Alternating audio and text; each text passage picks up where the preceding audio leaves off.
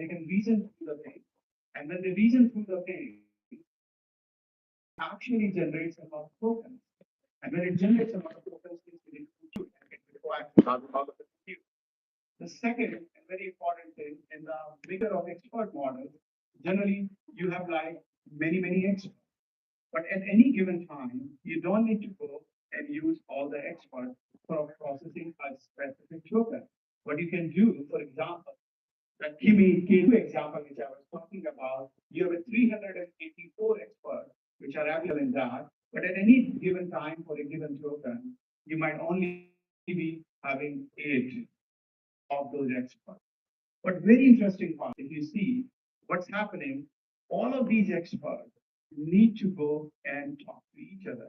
They need to share and exchange the thing. And that's exactly why it's super important. There is all-to-all communication should happen between all of these experts. That's why AI is not just a compute problem, it's also a networking problem. Because if you cannot efficiently communicate all these experts to each other, you cannot get the scaling as I just talked about in the last slide. So the key takeaway, which I really would like to have all of you, from this slide is think of with the reasoning models where a lot of tokens are being generated. We are trying to becoming more and more efficient by employing the techniques like mixture of experts.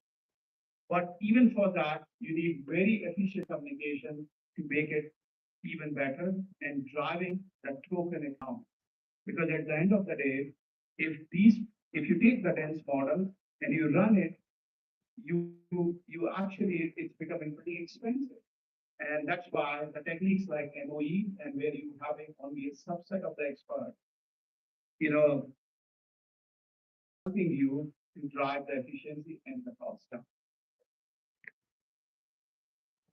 Let's look at it from the lens of how the AI involved. Like because you talked about this stream code design and what is driving that stream code design, some of the reasoning models and the token economics we talked about. But think of the evolution of the AI. We all remember that electronic movement long time back, and after that, a perception AI era has come. Many of you know that as like deep learning, where you can go find, detect, and see, hey, this is what a picture of cat looks like or a dog looks like, right? That was a very basic starting point for your deep learning. When the generative AI come up, you added the creativity to your perception. With the next level is the agentic AI, where you not only added like creativity with the generative AI, you now added the reasoning capability in your model.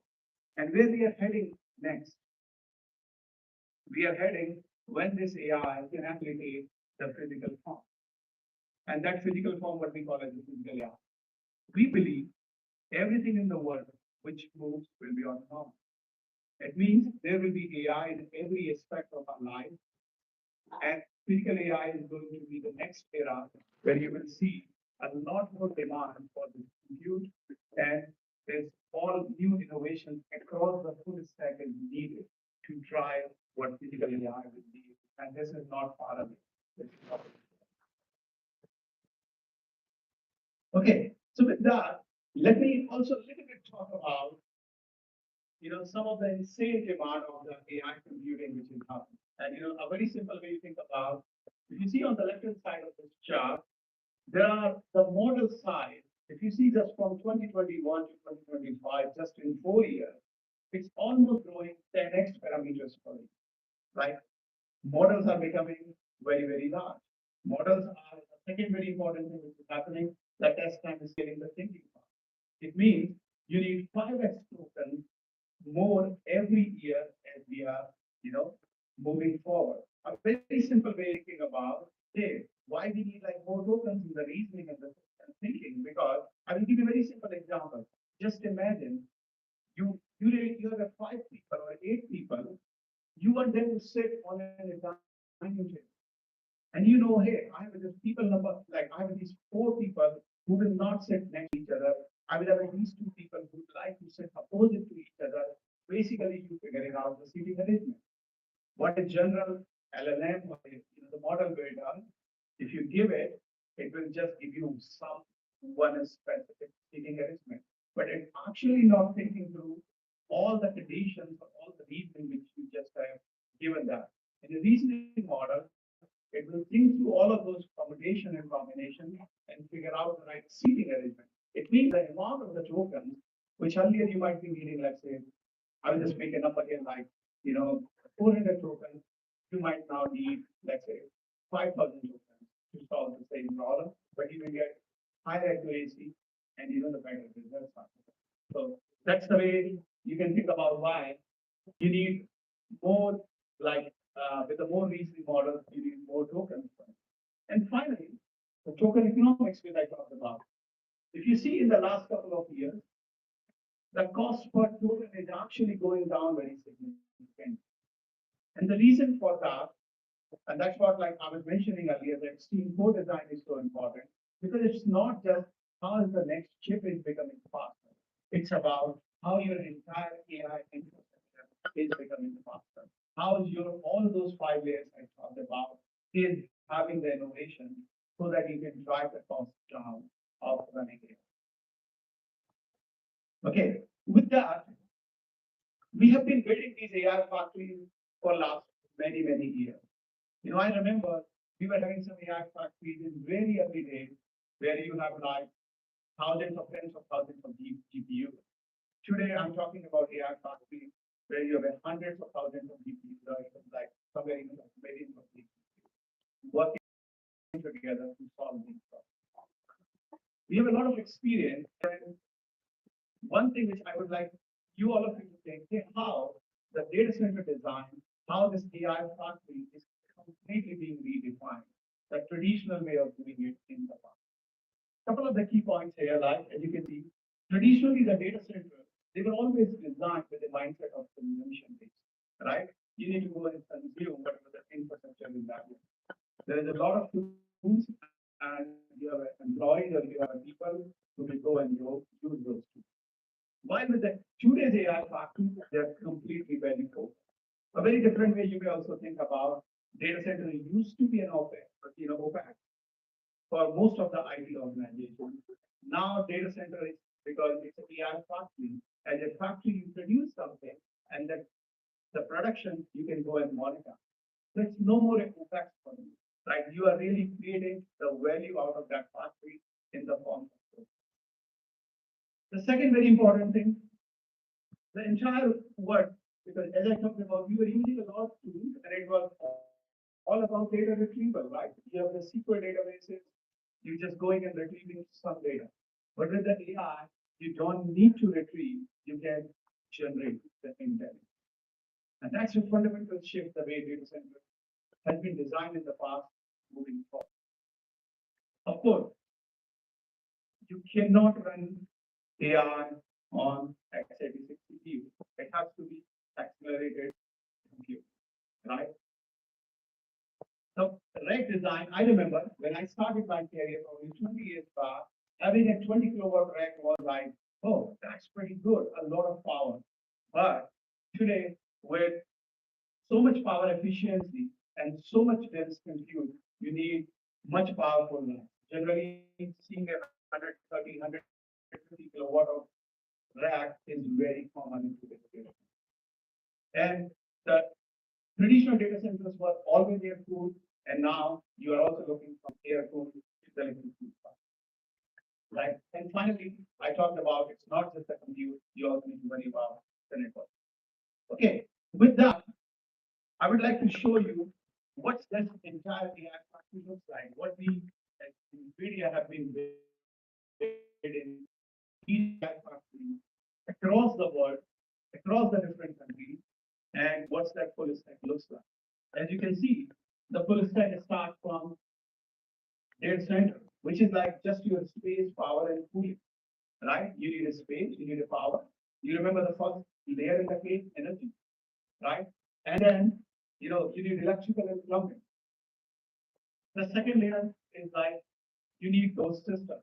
These systems, we are working with almost every major OEM. Pick your OEM of your choice. Who's designing these servers or any ODM, and you can go and take that.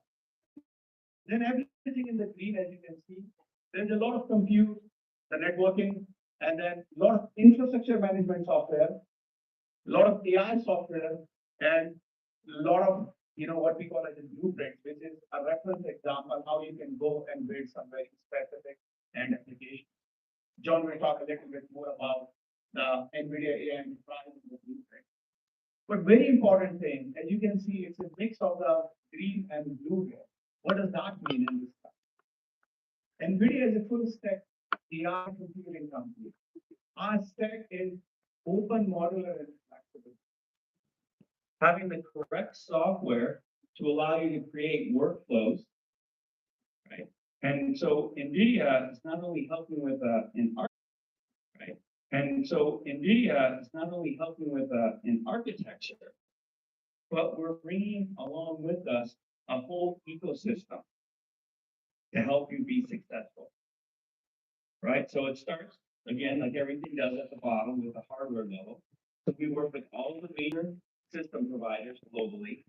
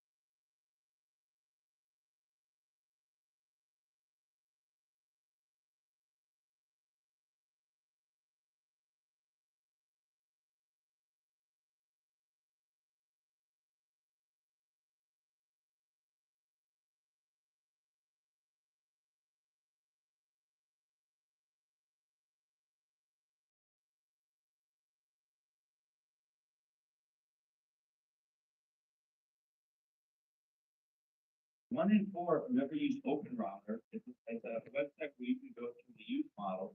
1 in 4 of the OpenRouter tokens are being run by open models. And as you can see from the slide in the light purple, more and more it's moving to reasoning. That indicates that agentic AI is on the rise. So again, it's not a question of frontier or open model, it's both. And I'm asked often, well, how do you use both together? Right? How do we make that happen? Well, first of all, you need to understand all the different models that you have a choice of. And from a sovereign AI perspective, an open model is really what you would like to deploy to ensure that you know what to put into the model, you know the origin of the model, and you can then add your own data to the model, customize and make it your own. And NVIDIA's open models are called Emotron. So we have Emotron Nano, Super, and Ultra. They are the most open models that you can find. So we not only provide the open model with the weight, but we also provide the data. We provide the recipes of how we created the model. We provide the framework to allow you to create a model using those recipes. And we provide the tools to allow you to do the reinforcement learning through our RL Gym to customize that model. And many people are surprised. If you look at the chart in the middle, you can see from Hugging Face, NVIDIA has provided the most number of open models into Hugging Face of any company in the world. And they're not just for large language models. For example, we have Clara, which is a healthcare-oriented model. From a sovereign AI perspective, you really want to start with something like Clara as you think about your own healthcare needs of your country. Right? Earth 2 is a digital twin of Earth that we're creating. And as part of that, we're delivering models that allow you to understand and predict the weather better. Right? Sovereign nations need to understand the weather specifically in their geography and in their climate, right? For disaster planning, humane recovery, etc. Of course, as I mentioned, our Emotrons, that's where you really want to drive in your language and your culture. Cosmos is a physical AI model. We have Group, which is a robotic AI model, which can help drive your manufacturing. And then, of course, we have our Alpha Myo models, which are how we drive self-driving cars. I'm not quite sure how that will work in India. I'm still getting used to the traffic myself. But we do provide you with all the tools that you need in order to take those models and use them. And all of these models, I showed you that graph of the green line where the open models are catching up to the frontier models. That's happening across every one of those models that I showed you, whether it's around intelligence, efficiency, automatic speech recognition, optical recognition. NVIDIA is topping the leaderboard. So I want to start to wrap up the application section by talking about agents. Right? So agents are no longer single model chatbots. Agents now have the ability to perceive, to reason, and to create a plan to take action. And in fact, we're in kind of the first phase, if you will, of agents. And agents are able to, when they make that plan, they're able to take that plan and they're able to call other tools to support the agent. However, we're seeing that we're able to now modify them as we start thinking about state-of-the-art agents. So I mentioned earlier that it's frontier models and open models. So agents now are incorporating routers. And routers are what allow you to select the model for the job, the hammer for the nail, the screwdriver for the screw. And so a model can route based on many different criteria. It can route based on intent. If it's a shallow learning answer, shallow research, where I'm doing a quick answer, is a deep research. It can route based on cost. It can route based on privacy. And it can route based on customization. I want this query to go to my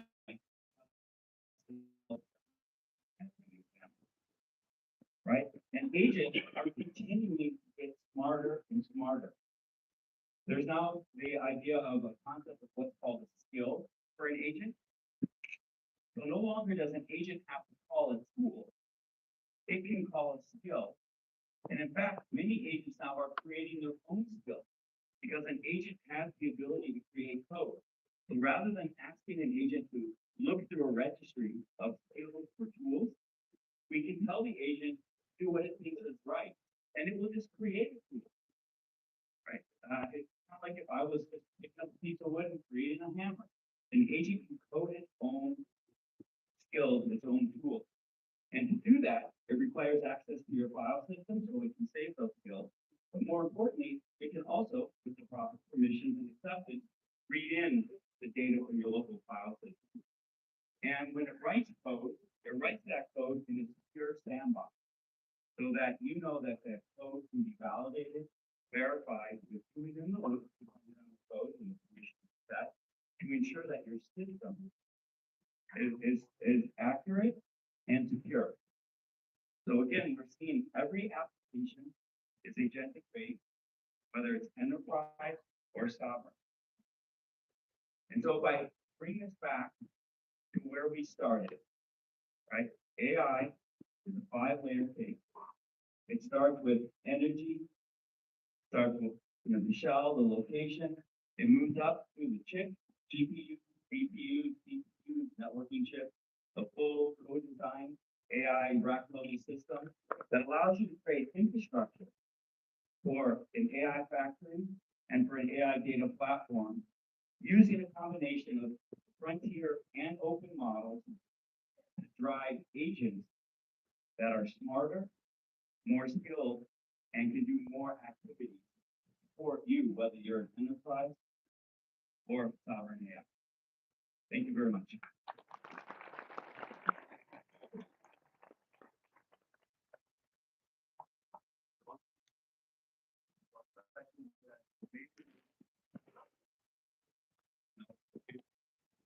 Thank you, John, for that amazing presentation.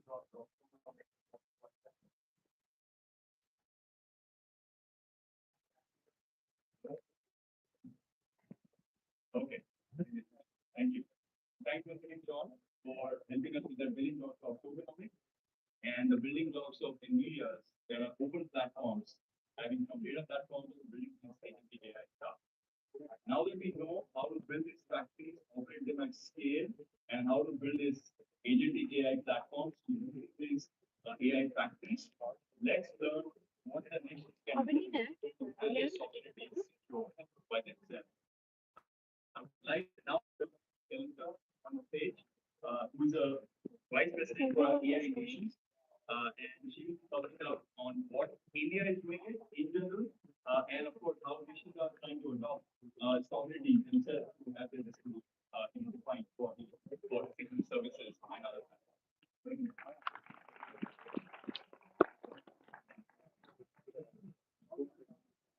There must be a lot of very exciting sessions going on at the same time. So thank you for sticking around.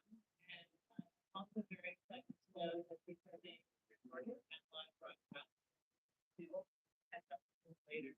No worries. I'm super excited to be here. Yes, emphasizing the word impact because we're going to get to that by the end of my talk. I would love to share with you a little bit about sovereign AI nations, which is something I get to talk to countries, developer networks, all of the ecosystems around the world, especially here in India, every day. It's an exciting new space for us because everyone is being embarked on sovereign AI nations. We're going to talk a little bit about why this is so important, what it is, how we're getting there, and then ultimately the impact and potential that we see going forward. So first of all, why? Why are nations embracing sovereignty? Why is it so fundamental to where we are today? It really boils down to this very simple dimension. Every nation is facing challenges internally. Challenges around labor, challenges around education, challenges around finding the right talent to, kind of surround the work that it has in front of it. Challenges in finding the number of workers in need for shrinking labor, document filing and other things that seem to be absorbing too much of our time. We are meant as humans to work at higher level. So that labor shortage is leading us to adopt new computers or programming more applications, enterprise software to streamline our work. We've seen this in agriculture as we adopted new tools and resources